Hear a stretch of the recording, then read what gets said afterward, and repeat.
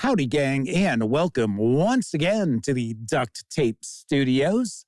I'm Jeff McAleer, your host here at the Gaming Gang channel. Thanks for joining me once again. Modiphius Entertainment Week rocks on, as today I'll be diving on in for a first look at Dune, Adventures in the Imperium, Sand and Dust, the Arrakis sourcebook from the aforementioned Modiphius Entertainment. This is written by Richard August, Simon Berman, Jason Durrell, Keith Garrett, Khaldun Khalil, Jack Norris, Andrew Peregrine, Hilary Sklar, Marie Takuda, and Rachel Wilkinson. This 156-page hardcover with PDF carries an MSRP of $43. You can get the PDF for free if you order from Modiphius Entertainment. Or if you want to just grab the PDF alone, you can do so over at DriveThruRPG for $21. All that said, let's swing on over to the other camera because here I've got Dune, Adventures in the Imperium, Sand and Dust. A few things to mention before we get stuck in. First of all, my friends over at Modiphius Entertainment were kind enough to provide me with this review copy, but neither I nor anyone else affiliated with the Gaming Gang has received any other sort of compensation for me to share this coverage with you. These days, it's very, very important that you know that. We're also not going to look at each and every page of Sand and Dust, but I want to give you a really good feel for what you're going to find inside this source book. If you've watched any of my videos covering Dune, Adventures in the Imperium, you know I am very, very impressed by what Modiphius Entertainment has released up to this point. I have absolutely loved everything that has come out for this setting to this point. So, taking a look at the back here, Arrakis, source of the spice. In the far reaches of the vast Imperium lies the hostile desert world of Arrakis. It is a deadly place where no drop of rain falls and the people live in sparse existence. But Arrakis is the most important planet in the known universe, for it is only here that you can find the spice melange. The spice is everything. To some, it is a way to extend life. To others, a way to see into the future. It is the key to wealth and power in the Imperium, and many of the noble houses will stop at nothing to control it in any way they can. The cities of Arrakis and Carthage are full of agents and spies, all looking to gain advantage for their faction and ready to kill to maintain the power of their masters. Will Arrakis be the place your characters prove the power of their house, or will their blood be spilled on the unforgiving sands? Then it's going to go on to discuss what is in this book. But, of course, we're going to jump on in and take a peek for ourselves.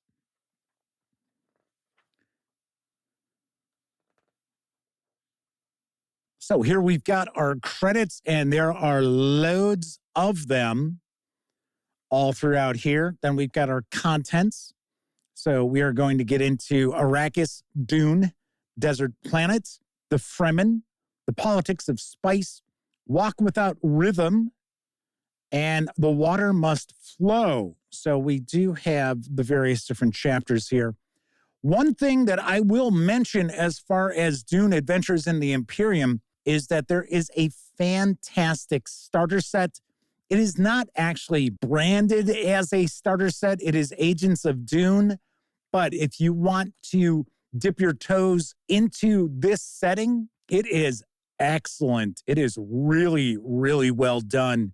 And it is just jam-packed with goodies for you to bring to the table. And one of the cool things about Agents of Dune and Masters of Dune, which is the follow-up to it, is that it is an alternate universe sort of Dune story because it is not House Atreides that takes over the contract on Arrakis. It is actually the player character's house. So I really, really loved the work that was done with Agents of Dune, but also Masters of Dune. I have reviewed those. By all means, check them out. So this is going to go into far more depth with the desert planet of Arrakis. So we get an overview. Here we're going to get into the nitty-gritty with looks like the history of the planet, the city of Arrakis.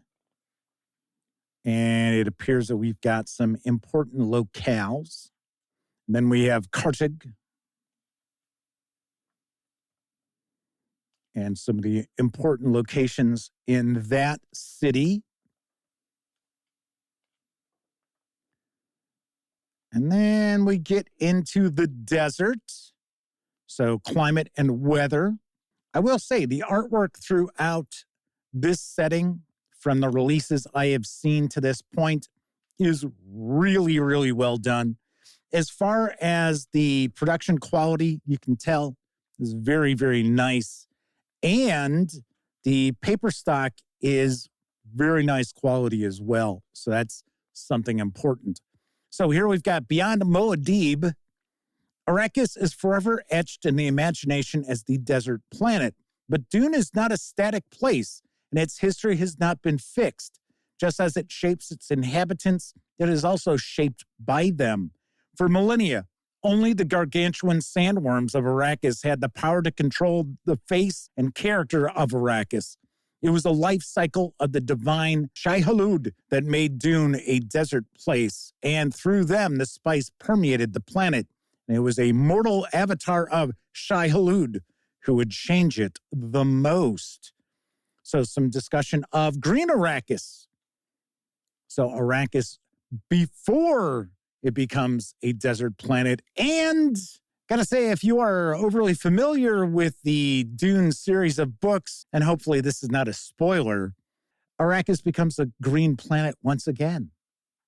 So we have the history of the Fremen. So this is our Fremen chapter. Sechan tribe. In the ancient Fremen tongue, the word Sech originally meant place of assembly in time of danger, but in time it came to be the word for their permanent settlements in the deep desert. So discussion of the Fremen community, Fremen technology, such as the suits, worm riding. So we have rules for worm riding. Smugglers and mercenaries, the houses of the Lanstrad, the Spacing Guild. I think we're going to get into factions. Oh, Fremen and the common people of Arrakis. Okay, so I guess this is a discussion of how the Fremen will interact with the various different factions. So here we've got the Moadib, so Paul Atreides, or Paul Moadib, as he eventually becomes known. We have the Times of Moadib. We have new Fremen templates. Well, that's cool. Dune Adventures in the Imperium does use the 2D20 system, which many of the Modiphius Entertainment role-playing games are built upon. It is not an overly crunchy version of the 2D20 mechanics. And of course, Dune Adventures in the Imperium is a scene-based role-playing game. So the adventures are broken down into acts and various different chapters as well. So here we have information about the sandworms, harvesting, the spice blow, unlicensed operations, of which there are quite a few on the planet.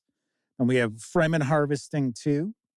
So you can make a team to harvest spice.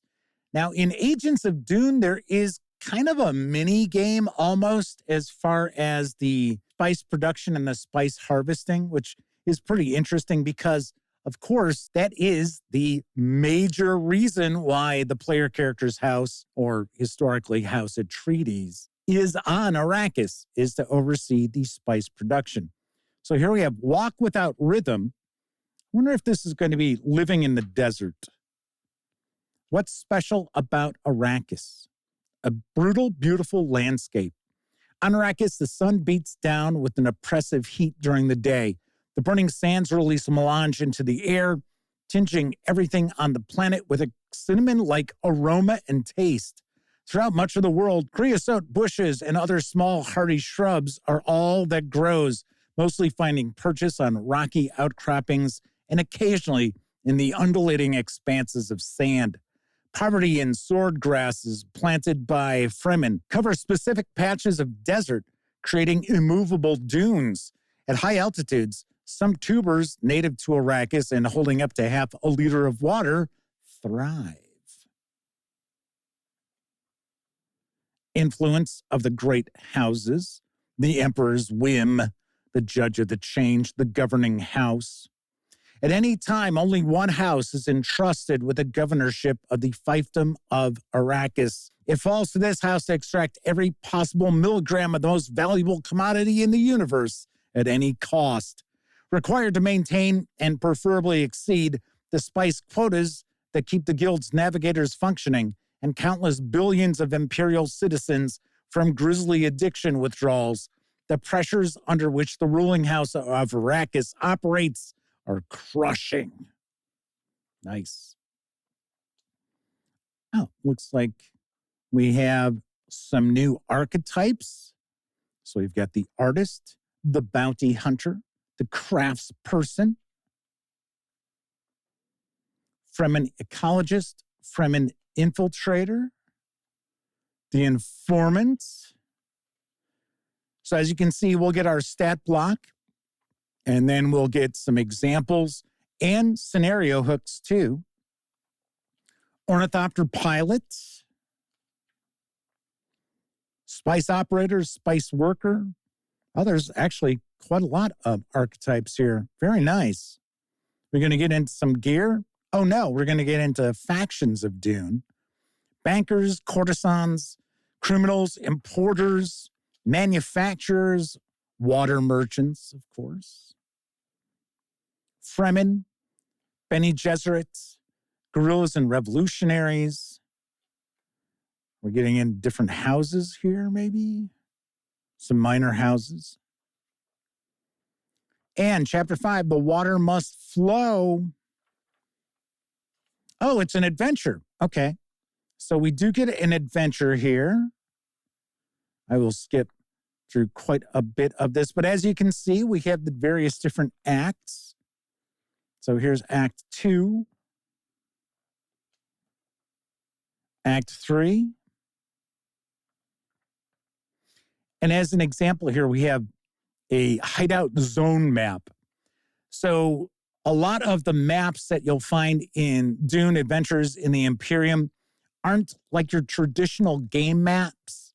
They sort of show like how areas are connected in the adventure. It is pretty interesting, but it is quite different as well. Not every map is like that, but I have seen some of them like this where it's a zone map, essentially. All right, then we're going to finish up with some advertising. Achtung Cthulhu. I will actually be taking a peek at the Serpent and Sands for Achtung Cthulhu this week during Modiphius Entertainment Week. And we also have Fallout. I do not have any Fallout releases to take a peek at. But there you have it. It is a peek inside Dune, Adventures in the Imperium, Sand and Dust, the Arrakis sourcebook from Modiphius Entertainment.